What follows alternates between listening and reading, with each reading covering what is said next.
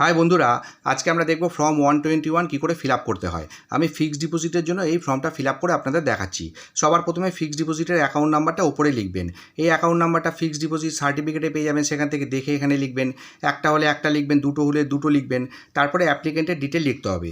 যদি আপনাদের jointly fixed deposit থাকে সেক্ষেত্রে যার নামটা প্রথমে থাকবে তার ডিটেল আপনারা এখানে লিখবেন। নেম, প্রথমে অ্যাপ্লিকেন্ট নাম টাইটেল লিখবেন, তারপরে অ্যাড্রেস লিখবেন, তারপরে প্যান নাম্বার লিখবেন, এরপরে স্ট্যাটাস ইন্ডিভিজুয়াল, তারপরে রেসিডেন্সিয়াল স্ট্যাটাস রেসিডেন্ট। এরপরে বলা আছে যদি আপনাদের বয়স 60 বছরের নিচে হয় তাহলে নোতে টিক করবেন, আর যদি 60 বছরের ওপরে হয় তাহলে ইয়েসে টিক করবেন। তারপরে ইমেল আইডি যদি থাকে এখানে একটা ভ্যালিড ইমেল আইডি দিয়ে দেবেন। এরপরে কন্ট্যাক্ট নাম্বার, কান্ট্রি কোড +91, তারপরে আপনাদের মোবাইল নাম্বারটা এখানে লিখে দেবেন। এরপরে বলা আছে ট্যাক্স ইয়ার, এখানে 2026 2027 লিখবেন, কারণ এই বছরের জন্য ফিল আপ করছি তাই 2026 2027 আমরা এখানে লিখলাম। এখানে আমরা একটু দেখে নিই। ব্যাংকের ফিনান্সিয়াল ইয়ার শুরু হবে 1 এপ্রিল 2026 থেকে এবং শেষ হবে 31 মার্চ 2027।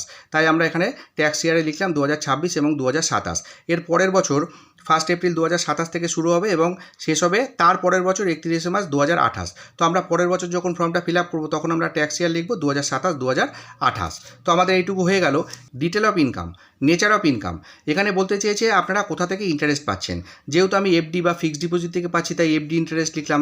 আপনাদের আরডি হতে পারে বা পিএফ হতে পারে, সেই হিসাবে লিখবেন। তারপরে বলেছে যে ফিক্সড ডিপোজিটটার জন্য এই ফর্মটা আপনারা ফিল আপ করছেন তার থেকে বছরে কত টাকা ইন্টারেস্ট পাচ্ছেন সেটা এখানে লিখতে হবে। তো আপনারা হিসাব করে ইন্টারেস্টটা লিখে দেবেন বছরে কত টাকা পাচ্ছেন। তারপরে 11 নম্বরে বলেছে এই ফর্ম 121 ছাড়া আরও কি কোনো ফর্ম ফিল আপ করেছেন, যদি করে থাকেন তাহলে ইয়েস লিখবেন, আর যদি না করে থাকেন তাহলে নো লিখবেন। যদি নো লেখেন তাহলে 11A আর 11B আপনাদের ফিল আপ করার দরকার নেই। আর যদি ইয়েস করে থাকেন তাহলে পরের লাইনে বলেছে কটা করেছেন সেই সংখ্যাটা লিখবেন, এবং তারপরে বলেছে যে ফর্মটা ফিল আপ করেছেন সেখানে কত টাকা ইন্টারেস্ট দেখিয়েছেন সেই অ্যামাউন্টটা তখন আপনাদের এখানে লিখতে হবে। যদি একটা ফর্ম ফিল আপ করে থাকেন তাহলে 1 লিখবেন, তার ইন্টারেস্ট লিখবেন। যদি দুটো ফর্ম ফিল আপ করে থাকেন তাহলে 2 লিখবেন, এবং সেই দুটো থেকে যে ইন্টারেস্টটা পেয়েছেন সেই দুটো প্লাস করে তখন আপনাদের এখানে অ্যামাউন্টটা লিখতে হবে। এরপরে 12 নম্বরে বলা আছে টোটাল এই বছর আপনি কত টাকা ইন্টারেস্ট পাচ্ছেন সেটা এখানে লিখতে হবে। যদি আপনি একটা বা তার বেশি ফর্ম জমা করে থাকেন তাহলে এখানে যে ইন্টারেস্ট লিখেছেন এবং এখানে যে ইন্টারেস্টটা লিখেছেন এই দুটো প্লাস করে তখন টোটাল ইন্টারেস্ট অ্যামাউন্টটা এখানে লিখতে হবে। আর যদি আপনি একটাই ফর্ম জমা করে থাকেন এখানে কিছু করেননি তাহলে এই যে ইন্টারেস্টটা লিখেছেন এই ইন্টারেস্টটাই তখন আপনাদের এই 12 নম্বর কলমে লিখতে হবে। আশা করি বোঝাতে পেরেছি। যদি একটা ফর্ম ফিল আপ করে থাকেন মানে যেটা এখন লিখছেন সেই অ্যামাউন্টটাই তখন এখানে বসিয়ে দেবেন। আর যদি এর আগেও কোনো ফর্ম ফিল আপ করে থাকেন তাহলে সেই অ্যামাউন্ট আর এই যে ফর্মটা ফিল আপ করছেন এই অ্যামাউন্ট দুটো প্লাস করে যে অ্যামাউন্ট হবে সেই অ্যামাউন্টটা তখন আপনাদের এই 12 নম্বর কলমে লিখতে হবে। এরপরে 13 নম্বরে বলেছে এই বছরে আপনি মোটামুটি কত টাকা ইনকাম করবেন সেটা এখানে লিখতে হবে। আর যে টাকাটা ইনকাম করবেন তার সাথে অবশ্যই এই 12 নম্বরে যে ইন্টারেস্টটা আছে এই অ্যামাউন্টটা যোগ করবেন। তো এটা কী করে ক্যালকুলেশন করব? তো ধরুন এবছরে আপনি বিজনেস বা স্যালারি থেকে 2,45,000 টাকা ইনকাম করবেন আর এফডি ইন্টারেস্ট পাচ্ছেন 1 লাখ টাকা, তাহলে 3,45,000 টাকা হয়ে গেল। সিনিয়র সিটিজেনদের ক্ষেত্রে পেনশন হতে পারে। এইভাবে আপনারা হিসাব করে এই বছর মোটামুটি কত টাকা ইনকাম করতে পারেন সেই অ্যামাউন্টটা এখানে লিখে দেবেন।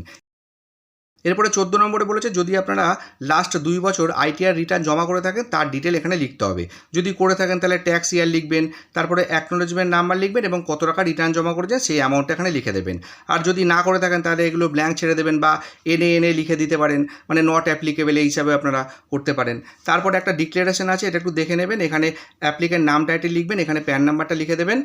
তারপরে পেজটা উল্টে প্লেস আপনারা যেখানে থাকেন সেই জায়গাটার নাম লিখবেন, এখানে একটা সাইন করে দেবেন অ্যাপ্লিকেন্ট, এবং ডেট যেদিনকে আপনারা ফর্মটা জমা করবেন সেদিনকার ডেটটা দিয়ে দেবেন। আর এই সাইডে নেম, অ্যাপ্লিকেন্ট তার নাম এবং টাইটেলটা লিখে দেবেন। তো ফর্মটা মোটামুটি ফিল আপ হয়ে গেল। পার্ট 1টা ফিল আপ করলাম।